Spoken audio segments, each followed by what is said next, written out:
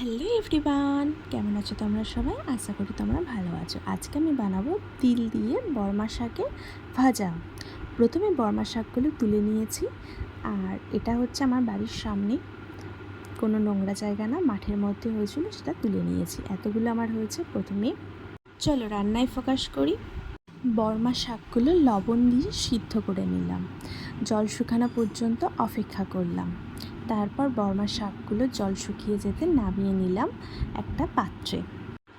তারপর কড়াই তেল, শুকনো লঙ্কা আর কালো জিরে ফোড়ন দিলাম, তাতে পেঁয়াজও ফোড়ন দিয়ে কিছুটা নাড়াচাড়া করে সেই সিদ্ধ করে রাখা বর্মা শাকগুলোও দিয়ে দিলাম।